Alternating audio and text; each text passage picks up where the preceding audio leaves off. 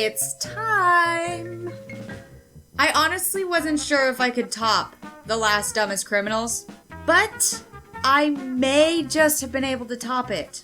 From a man who gave away his hiding place because he farted too loud, to a woman driving around Walmart, drinking from a Pringles can, I am proud to introduce you to 10 more of the world's dumbest criminals. Alrighty, bring in the lineup.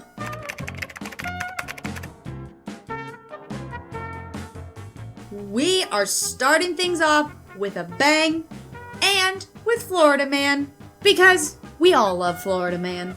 This time, it's Florida Men, plural, yes. That's right, Robert and Marcus. These two men have earned the dubious distinction of being named Florida's dumbest thieves. These two geniuses went on a burglary spree. They were breaking into convenience stores, stealing cigarettes and lottery tickets, but while doing this, they were smoking cigarettes inside the stores while the cameras were watching.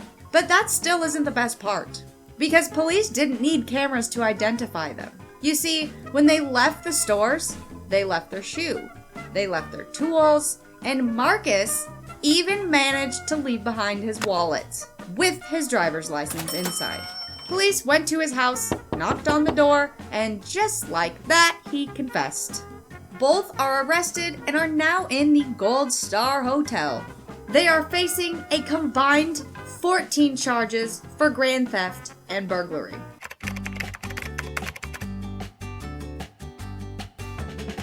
I have a question for you. If you break into a house during the day, can you still be arrested for that burglary? I mean, does it really count as a burglary? James was convinced that he could only be charged with burglary if he committed the crime at night. And whose house was James trying to break into? His mother's. Yes, for the previous 3 months, James and his mother had not been getting along to the point she didn't want him around. James couldn't stand this, so he decided to break into his mother's house during the day. He was found hiding in a crawl space. He had no belongings there, didn't steal anything, but broke a window to get inside. Neighbors saw this, called police, who arrived promptly, and he even told the officers he didn't think he could be arrested for burglary because it was not nighttime. Despite his misconception, James soon realized that people can, in fact, be arrested during the daytime for burglary. He pled guilty and is now facing 180 days in prison for his daytime break-in.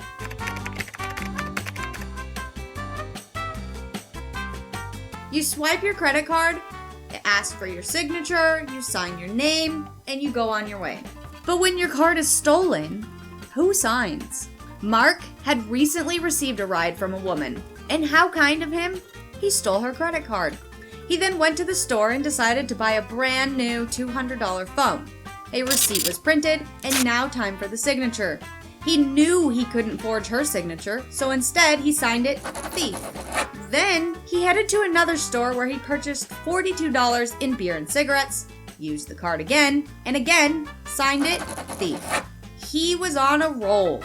It didn't take long for the woman who gave Mark a ride to realize her card was missing. And the only probable person who could have taken it was Mark, obviously. So she gave his description to the police, and they immediately identified him using the credit card records and security cameras from the store. He was arrested and is now facing charges of receiving stolen property and theft by deception.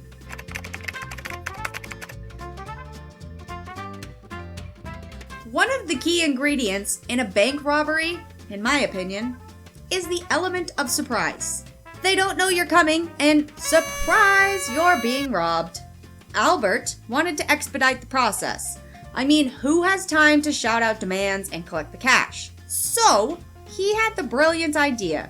The day of the robbery, he called the bank and told them, "Get the money, we're coming." He demanded that $100,000 in large bills be gathered, or there would be a bloodbath if the orders were not carried out. Yes, he actually called ahead demanding this. See? Shortcut. The employee that answered the phone immediately hung up and called 911. The bank initiated a lockdown, but not before Albert was safely inside the building. He was handed $900 and then left the building straight into the cops' embracing arms. He was arrested without a fight, and it turns out Albert was already on probation for another bank holdup several years prior. Seriously, this guy either needs to work on his robbery skills or pick a whole new profession.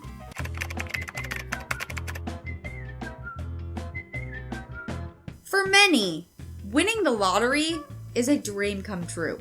Even just a portion of that jackpot would be life-changing money for many people. One man from Georgia had just bought a scratch ticket and bingo! He had won $100. That would definitely help him get by. At some point during the day, he was pulled over by police for a measly traffic violation. He wasn't going to have any of this. After all, it was his lucky day. He had just won $100. Instead of waiting around for his ticket, he drove off, and he didn't even notice his winning scratch ticket had flown out the window.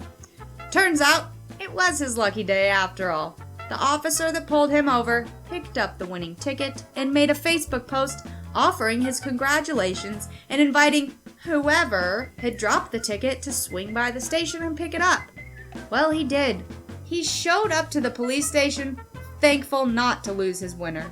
Instead, he lost his freedom because he was taken into custody as soon as he arrived.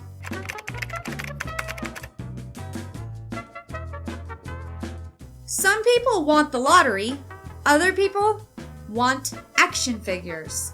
Like our next genius friend. Shortly after 10 p.m. one night, police received a call about a domestic disturbance. Turns out, the wife was fine, no one was injured, except some belongings and probably the man's ego. After having a few drinks, this man believed his wife had damaged some of his prized property, his action figures. He was not about to let this slide. So he picked up an axe and started swinging. He destroyed the TV and TV stand, a laptop, and several other items in the house before heading outside and going after his car. Officers arrived to find an axe in the windshield of the car, and damages were estimated to be about $5,000. He was taken into custody for domestic-related charges of disorderly conduct and felony damages to property. Oh, and his action figures? They're fine. They're sitting safely inside his house. No one touched them.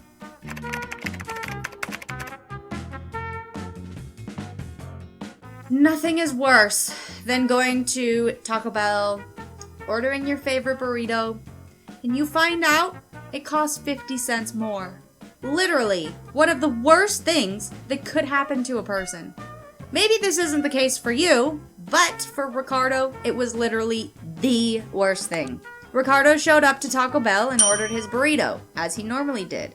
But when he was confronted with his total amount due, he realized it was 50 cents more than it ever was. Instead of filing a wordy complaint, he tried shooting the manager.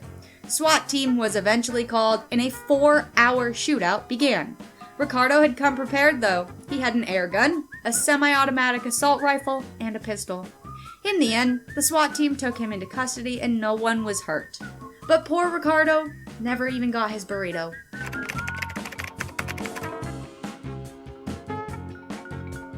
One would think if you are transporting illegal substances, you would try to hide them as inconspicuously as possible.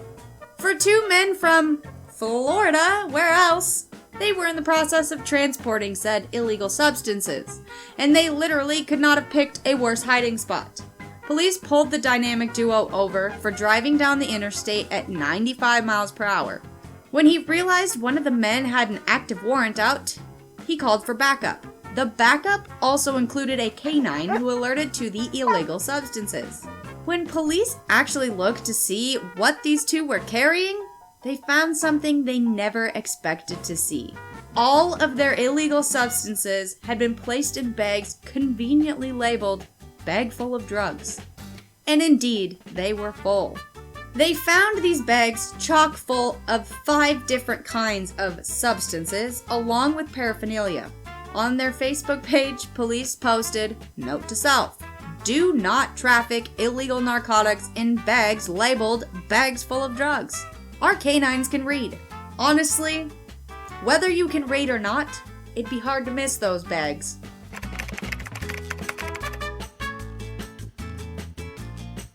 A man from Missouri had a warrant for possession of illegal substances, like many people on here. Police were searching his house, and he had the perfect hiding spot. There was no way anyone was going to find him. Then it happened. He felt something in his tummy. It wriggled around, and he just couldn't keep it inside any longer. That's when it happened. And it wasn't a silent but deadly one either. It was so loud, the neighbors probably could hear it and smell it. Police immediately found him hiding and now stinking up the place. He was taken into custody. Shortly after, they posted this on their Facebook. If you've got a felony warrant for your arrest, the cops are looking for you, and you pass gas so loudly it gives up your hiding spot, you're definitely having a poo emoji day. Hashtag it happened. The police department was really surprised that this slipped out. It really does stink for the man who got arrested. Today's bonus is brought to you by two geniuses who just wanted to get out of a DUI. Our first friend from South Carolina got pulled over and knew he was doomed to get a DUI.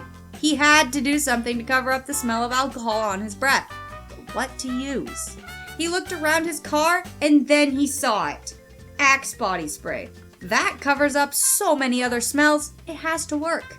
As police were walking up to his car, he sprayed his mouth with the axe. Somehow, it didn't work. Maybe because there was alcohol in his bloodstream.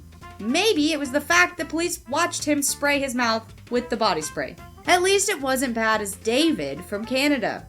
He was facing the same impending doom, and he wasn't about to get a DUI. So David ripped the crotch from his underwear, stuffed the fabric in his mouth, and spit it out. Why? Because he was hoping that the cotton would absorb some of the alcohol, making him less intoxicated than he really was. Both of these fools were arrested and received DUIs. Their innovative ideas to get out of a DUI were 100% ineffective. Shocker!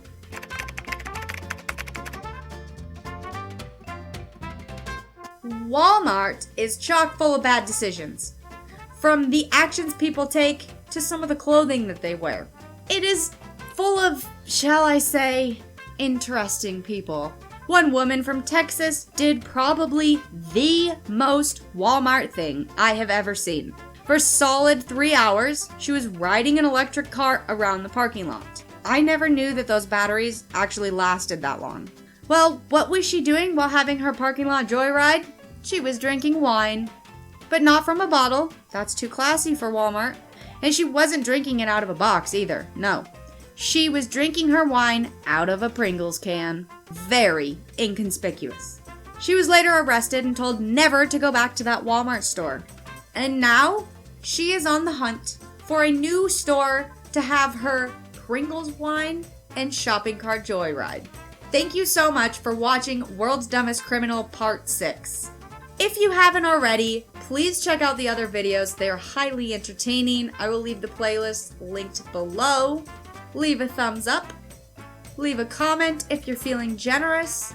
And as always, stay smart, Troop TT.